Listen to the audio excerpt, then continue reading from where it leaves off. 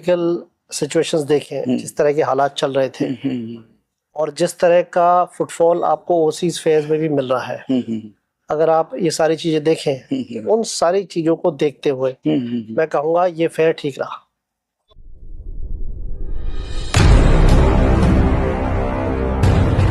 नमस्कार, मैं मनोज स्वराजी और आप देख रहे हैं मिनी संसद। EPCH के तत्वाधान में जो ISGF का फेयर है, स्प्रिंग फेयर, उसका समापन है आज और हमारे साथ एग्जीक्यूटिव डायरेक्टर हैं राजेश रावत जी, जो EPCH के हैं और इस पूरे फेयर को देख रहे हैं। और लगातार ये इतने बिजी थे कि हमसे बड़ी बहुत मुश्किल हुई कि बात करने का मौका नहीं मिल पाया, लेकिन अब मिले हैं तो मैं थोड़ा पूछना चाहता हूँ। सर, पहले तो ये समापन की बात हो रही है और ऑटम फेयर की बात हो रही है, कैसा अनुभव रहा आपका इस फेयर में? क्योंकि एरिया भी बड़ा, फर्नीचर वाले सेगमेंट पे भी जोर था, बायर पे भी जोर था, FTA के भी इतनी सारी खबरें आ रही थी, बहुत सब कुछ मिला जुला रेस्पॉन्स था।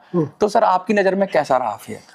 देखिए, फेयर अगर आप करंट जियोपॉलिटिकल सिचुएशंस देखें, जिस तरह के हालात चल रहे थे और जिस तरह का फुटफॉल आपको ओवरसीज फेयर्स में भी मिल रहा है, अगर आप ये सारी चीजें देखें, उन सारी चीजों को देखते हुए मैं कहूँगा ये फेयर ठीक रहा।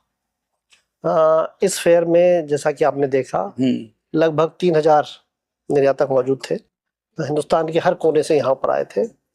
जहाँ तक ओवरसीज बायर्स और उनके रिप्रेजेंटेटिव्स की बात है, वो भी लगभग 100 देशों का प्रतिनिधित्व कर रहे थे और वो भी यहाँ पर मौजूद थे। तो जिस तरह का करंट एनवायरनमेंट है, बिजनेस एनवायरनमेंट, उसके देखते हुए फेयर ठीक था। और मुझे ऐसा लगता है कि जो ट्रम्प टैरिफ की जो बात हुई 5-7 दिन पहले, अगर ये महीना भर पहले हो जाती तो ये फेयर और भी अच्छे मुकाम पर पहुंच जाता। लेकिन उसके अलावा EU FTA हमने साइन किया, UK के साथ हमारा FTA है, हम और कंट्री से भी FTA साइन करने जा रहे हैं, प्लस टैरिफ के ऊपर हमारी we are more competitive than our competitors, तो वो एडवांटेज भी हमको मिल गया है। तो मुझे पूरी उम्मीद है कि जो निर्यातक है वो बहुत उत्साहित है, इनकरेज है और उसको ऐसा लग रहा है कि this is the time to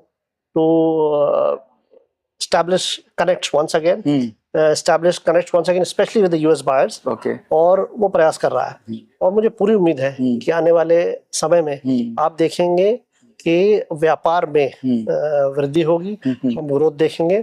और मैं पूरा होपफुल हूँ कि जो अगला 62वां एडिशन होगा हमारा ISGF दिल्ली फेयर का 13 से 17 अक्टूबर, वो इससे बड़ा और बेहतर होगा। आपने बड़ी साफगोई से बात की, जो अमेरिकन बायर की बात है। मैंने कुछ एक्सपोर्टर से बात की तो उन्होंने भी यही कहा कि बायर यूरोप से था, सब जगह से था, लेकिन अमेरिकन बायर की कमी खली। मोटी बात यह है कि अब यहाँ से अब लंबी छलांग लगानी पड़ेगी ऑटम में। तो ऑटम फेयर के लिए क्या तैयारियां स्पेशली आपकी? एक तो ये, और दूसरा ये कि बहुत मैं आपकी प्रेस रिलीज देख रहा था तो आप बहुत फोकस कर रहे हैं प्रेस रिलीज में भी, और आप जो जहाँ जहाँ कह रहे हैं अपनी बात प्रेस मीडिया के माध्यम से कि भाई हम लोग रिमोट एरियाज में काम करेंगे, हम लोग सोशल मीडिया के जरिए, अन्य माध्यमों के जरिए लोगों को अवेयर कर रहे हैं। तो ये सारा क्या, थोड़ा सा बताइए क्या क्या आपकी पॉलिसीज हैं? बायर जो हमारा प्रमोशनल एफर्ट होता है वो हमारा प्रमोशनल एफर्ट होता है, एक तो होता है इंटरनेशनल फेयर्स हो रहे हैं जो हमारी तरह, उसमें जाके एग्जिबिट कर, उसमें जाके हम एग्जिबिट भी करते हैं और प्रमोशन भी करते हैं। वहाँ जाके 1-to-1 बायर से मिलते हैं, इंटरेक्ट करते हैं, प्रमोशन का वो माध्यम है। उसके बाद हमारे पास हम ईमेलिंग करते हैं, एक पंचायत में लोगों को इंफॉर्मेशन शेयर करते हैं, सोशल मीडिया प्लेटफॉर्म्स है हमारे हैंडल, उसके थ्रू हम लोगों तक अपनी बात पहुंचाते हैं। ओवरसीज मैगजीन्स है, उन पब्लिकेशंस में हम लोग अपने एड्स डालते हैं। देन हमारा एम्बेसीज के साथ बड़ा अच्छा राब्ता है, उनके साथ हम कनेक्ट बना के रखते हैं। उनके माध्यम के थ्रू हम लोग अपनी बात को जितने से दुनिया के विदेशी बाहर उन तक पहुँचते हैं। विदेशी चैम्बर्स ऑफ कॉमर्स हैं, उनसे भी हमारे कॉन्टैक्ट्स हैं, उनके थ्रू भी हम अपने फेयर को प्रमोट करते हैं। तो बहुत सारे माध्यम हैं जो हम टेलीकॉलिंग करते हैं, हाँ, लोगों को मतलब पूरा ये ongoing process. Exactly, this is ongoing, ये 24/7 प्रोसेस है। 365 दिन का प्रोसेस, एक दिन रुकते नहीं है।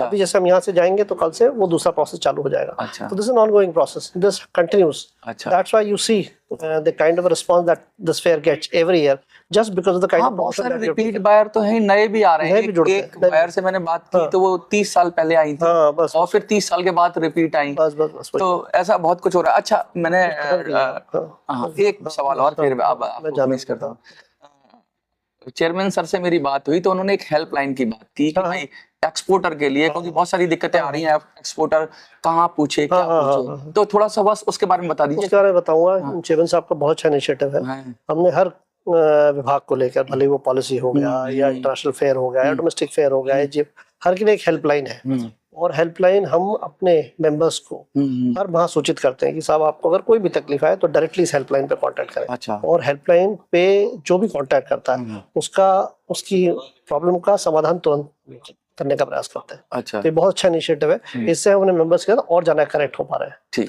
धन्यवाद। तो ये थे हमारे साथ executive director EPCH Rajesh Rawat ji, और लगातार ये अपना काम में बिजी रहते हैं। बहुत आपने समय निकाला हमारे लिए, इसके लिए बहुत बहुत धन्यवाद। Thank you ji, thank you.